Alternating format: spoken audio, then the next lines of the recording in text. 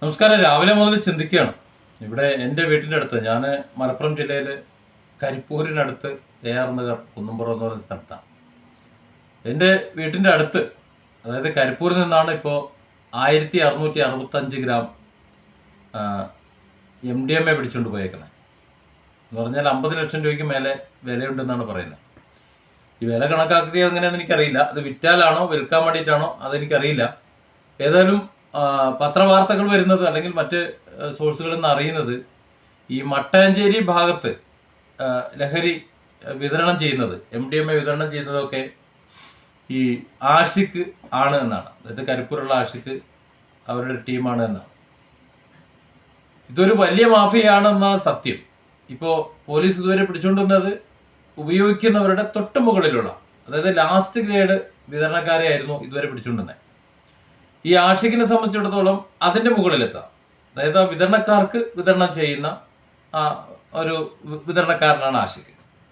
അപ്പോൾ ആഷിഖിന് ആരാണ് വിതരണം ചെയ്യുന്നത്? അവിടേക്ക് പോലീസിന് കടന്ന് ചെല്ലാൻ കഴിയുന്നില്ല എന്നാണ് പറയുന്നത്. നമുക്കറിയാം, ഇത്രയും കാലം ലഹരിയെക്കുറിച്ച് അറിയാഞ്ഞിട്ടല്ല പോലീസ് അനങ്ങിയിരുന്നില്ല, സർക്കാർ അനങ്ങിയിരുന്നില്ല. എന്തുകൊണ്ടാണ് അനങ്ങാത്തതെന്ന് ചോദിച്ചു കഴിഞ്ഞാൽ വളരെ വ്യക്തമായ ഉത്തരവുണ്ട്. ഇവിടെ വ്യവസായ സൗഹൃദമല്ല എന്നും വ്യവസായം നടക്കുന്നില്ല എന്നുമൊക്കെ മുറവിളി കൂട്ടാൻ തുടങ്ങിയിട്ട് കാലം കുറേ. വൻകിട മുതലാളിമാർ, ഇപ്പോൾ സാബു ജേക്കബിനെ പോലുള്ളവരൊക്കെ ഇവിടെ വിട്ടുപോയി. മറ്റു പലയിടങ്ങളിലും കഞ്ചിക്കോടൊക്കെ ഉള്ള സ്ഥാപനങ്ങൾ പലതും തമിഴ്നാട്ടിലേക്ക് പോയി. പുതിയ സ്ഥാപനങ്ങൾ എന്തെങ്കിലുമൊക്കെ തുടങ്ങി ജീവിക്കാമെന്ന് കരുതി ഗൾഫിൽ നിന്ന് വന്നവർ, മുഖ്യമന്ത്രിയുടെ വാക്ക് കേട്ട് വന്നവരൊക്കെ എന്തെങ്കിലുമൊക്കെ പ്രസ്ഥാനങ്ങൾ തുടങ്ങി അതിൻ്റെ കടലാസുകൾ ശരിയാകാതെ, സാമ്പത്തിക ബാധ്യത ഏൽക്കാൻ തയ്യാറാകാതെ തുടങ്ങിയ സ്ഥാപനത്തിലൂടെ തൂങ്ങി മരിച്ചു. അങ്ങനെ ഒട്ടനവധി പേർ. അങ്ങനെ നമ്മുടെ ഉദ്യോഗസ്ഥന്മാരുടെ കാരുണ്യം കൊണ്ട് ജീവൻ പെട്ടെന്ന് തല്ലിക്കെടുത്തി ഇവിടെ നിന്ന് രക്ഷപ്പെട്ടവരുടെ എണ്ണം എത്രത്തോളം ഉണ്ടെന്ന് നമുക്കറിയാം. പത്രമാധ്യമങ്ങൾ നമ്മൾ അറിയുന്നതാണ്.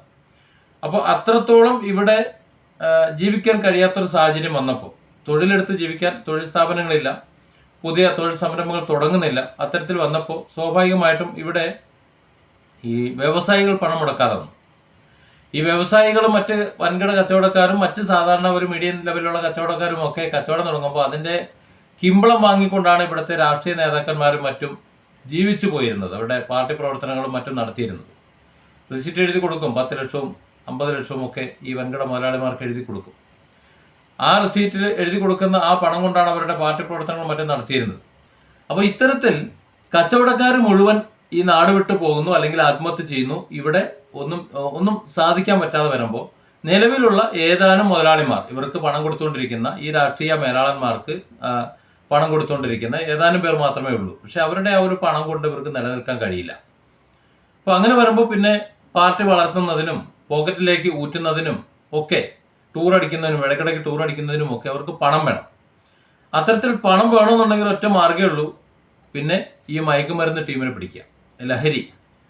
ഇപ്പോൾ സത്യത്തിൽ ലഹരിയുടെ മൊത്ത കച്ചവടക്കാരെയാണ് ഈ നേതാക്കന്മാരും ഇവരും ഒക്കെ. എനിക്ക് തോന്നുന്നു മന്ത്രിമാരടക്കം അത്തരത്തിലുണ്ടാവും. അവരറിയാതെ ഇതൊന്നും നടക്കില്ല എന്നുള്ളതാണ്. നമ്മളോട് പറയുന്നത് വേറെ, അവർ ചെയ്യുന്നത് വേറെ ഉണ്ടാകണം. അതുകൊണ്ടാണ് ഈ ബന്ധപ്പെട്ട ഉദ്യോഗസ്ഥന്മാർക്ക് അവരെ തൊടാൻ പേടി. ഇപ്പം നമുക്കറിയാമല്ലോ കഴിഞ്ഞ ദിവസം നടന്നത്. ഒരു പാലത്തിൻ്റെ അടിയിൽ നിന്ന് കഞ്ചാവും മറ്റ് ലഹരി ഉൽപ്പന്നങ്ങളും കുറച്ച് പേരിരുന്ന് വലിക്കുന്നു, ഉപയോഗിക്കുന്നു. അതിനുള്ള മറ്റ് സാമഗ്രികളൊക്കെ ഉണ്ട്. കൈയോടെ പിടിച്ചു, തെളിവ് സഹിതം പിടിച്ചു. അവസാനം അത് പിടിച്ച ആ ഉദ്യോഗസ്ഥൻ ഇന്ന് നെട്ടോട്ടം ഓടുന്നത് കണ്ടു. അതായത് ഏറ്റവും താഴേക്കിടയിലുള്ള ഉപഭോക്താവ്, വാങ്ങി ഉപയോഗിക്കുന്നവൻ, ആ ഉപയോഗിക്കുന്നവനെ പിടിച്ചപ്പോൾ ഈ പറഞ്ഞ അന്വേഷണ ഉദ്യോഗസ്ഥന്റെ അവസ്ഥ ഇതാണ് എന്നുണ്ടെങ്കിൽ ഇതിന്റെ മൊത്ത വിതരണക്കാരനെ പിടിച്ചാലുള്ള അവസ്ഥ എന്തായിരിക്കും? അത് എല്ലാ ഉദ്യോഗസ്ഥന്മാർക്കും അറിയാം. അതുകൊണ്ട് അവർ നിസ്സഹായരാണ്. ഇപ്പോൾ ഇത്രയധികം ഓളമുണ്ടായപ്പോൾ സോഷ്യൽ മീഡിയയും ഒക്കെ ഈ ലഹരിക്കെതിരെ നിരന്തരം ശബ്ദിച്ചുകൊണ്ടിരിക്കുമ്പോൾ, അതിനു പുറമെ നിരന്തരം കൊലപാതകങ്ങളും മറ്റ് അരക്ഷിതാവസ്ഥകളും ഇവിടെ ഉണ്ടാകുമ്പോൾ നിവൃത്തിയില്ലാതെ ഈ അന്വേഷണ വിഭാഗങ്ങൾ ഇറങ്ങുകയാണ്, അല്ലെങ്കിൽ അതിനൊരു മൗന അനുവാദം കൊടുക്കുകയാണ്. പക്ഷെ അതിനൊരു ലിമിറ്റേഷൻ ഉണ്ടാവുമെന്നാണ് എനിക്ക് തോന്നുന്നത്. കാരണം ഇതുവരെ ഇതിന്റെ മൊത്ത വിതരണക്കാരെ, അല്ലെങ്കിൽ ഇതിന്റെ ഏറ്റവും മുകളിലുള്ള വൻ സ്രാവുകളെ തൊട്ടിട്ടില്ല. ഈ വൻ സ്രാവുകളിൽ നിന്നായിരിക്കണം ഇവർ കോടികൾ വാങ്ങുന്നത്. വേറെ മാർഗമില്ലല്ലോ, എവിടെ നിന്നെങ്കിലും പണം വേണ്ടേ. അതുകൊണ്ട് ഉറവിടം തേടി പോകുമെന്ന് ആരും കരുതണ്ട എന്ന് തന്നെയാണ് ഇപ്പോഴും പറയുന്നത്. പേടിയാണ്. ഒരു ഉപഭോക്താവിനെ പിടിച്ചപ്പോൾ ആളുടെ പണി തെറിക്കുന്ന ഒരവസ്ഥയാണ്, അല്ലെങ്കിൽ നെട്ടോട്ടം ഓടുന്ന ഒരവസ്ഥയാണെങ്കിൽ ഇതിൻ്റെ ഉറവിടത്തെ പിടിക്കുകയാണെന്നുണ്ടെങ്കിലുള്ള അവസ്ഥ എന്തായിരിക്കുമെന്ന് എല്ലാ അന്വേഷണ ഉദ്യോഗസ്ഥർക്കും അറിയാം. അതുകൊണ്ട് തന്നെ ഇപ്പോഴത്തെ ഈ ലഹരി വേട്ടയും മറ്റു കാര്യങ്ങളുമെല്ലാം ക്ഷണികമാണ്. മറ്റെന്തെങ്കിലുമൊക്കെ ഒന്ന് വരുന്നത് വരെ, അതായത് ഒരു വാർത്ത വരുന്നത് വരെ കൊണ്ടു നടക്കാൻ വേണ്ടി മാത്രമേ ഉപകരിക്കൂ എന്നാണ് എനിക്ക് തോന്നുന്നത്. ഈ ചെറുപ്പക്കാർ മുഴുവൻ പെട്ടെന്ന് പണം ഉണ്ടാക്കാൻ വേണ്ടി, പണം ഉണ്ടാക്കാൻ തന്നെ ഇവിടെ മാർഗമില്ല. അപ്പോൾ പിന്നെ ഈ വർദ്ധിച്ചു വരുന്ന ചെലവുകളുള്ള ഈ ചുറ്റുപാടിൽ അവർക്ക് അധിക വരുമാനം വേണം, ജീവിച്ചു പോകണമെന്നുണ്ടെങ്കിൽ നല്ല പണം വേണം, പെട്ടെന്ന് പണക്കാരനാകണം. അതിനുള്ള ഏറ്റവും വലിയ മാർഗമാണ് മറ്റേതിനേക്കാളും ലഹരി കച്ചവടം അല്ലെങ്കിൽ ലഹരി വിതരണം എന്നാണ് മനസ്സിലാക്കുന്നത്. നമ്മൾ കഴിഞ്ഞ വീഡിയോകളിലൊക്കെ പറഞ്ഞതുപോലെ 25,000 കോടി രൂപയുടെ മയക്കുമരുന്ന് ഇവിടെ ഇറങ്ങിയിട്ടുണ്ടെങ്കിൽ എത്ര പേരിലേക്ക് ആ ലഹരി എത്തിയിട്ടുണ്ടാവും എന്ന് ചിന്തിച്ചാൽ അത്രയ്ക്ക് ഭീകരമാണ്. ഇവിടെ എനിക്ക് പറയാനുള്ളത്, ഇവിടുത്തെ രാഷ്ട്രീയ നേതാക്കളും മറ്റുള്ളവരും നിങ്ങൾ വരുമാനത്തിന് മറ്റു മാർഗങ്ങൾ കണ്ടെത്ത്. ഒന്നുമല്ലെങ്കിൽ ആരെങ്കിലുമൊക്കെ കൊള്ളയടിക്കുക, അല്ലെങ്കിൽ ആരെങ്കിലുമൊക്കെ ഭീഷണിപ്പെടുത്തി അവരെ മുതൽ പിടിച്ചു വാങ്ങുക. ഇനി അല്ലെങ്കിൽ മുതലാളിമാരുടെ അക്കൗണ്ടിൽ നിന്ന് 50% രാഷ്ട്രീയ നേതാക്കൾക്ക് തന്നാലേ നിങ്ങൾക്കൂടെ കച്ചവടം നടത്താൻ പറ്റുള്ളൂ എന്ന് പറ. ഒരു പരിധിവരെ അങ്ങനെ നിങ്ങൾക്ക് പൈസ കിട്ടും. പക്ഷെ ഈ ലഹരി കടത്തുകാരിൽ നിന്ന്, അതിൻ്റെ ഉറവിട ഏജന്റുമാരിൽ നിന്ന്, അല്ലെങ്കിൽ അതിൻ്റെ ഹോൾസെയിലർമാരിൽ നിന്ന് പണം വാങ്ങുന്ന പരിപാടി നിർത്തണം. അത് നിർത്തിയാലല്ലാതെ ഇവിടെ ലഹരി നിലയ്ക്കൂല. ഇവിടുത്തെ നിലവിലുള്ള അവസ്ഥയിൽ ലഹരിയിൽ മുങ്ങി നിൽക്കുകയാണ്.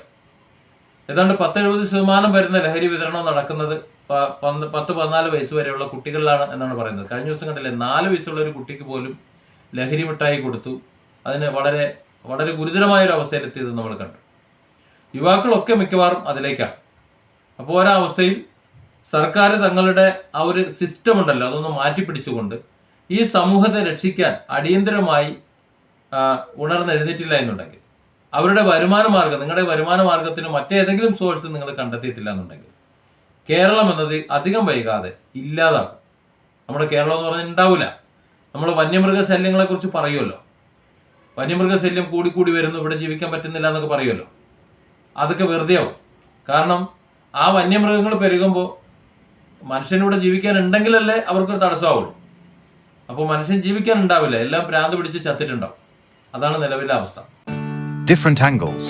Don't forget to subscribe and support this channel.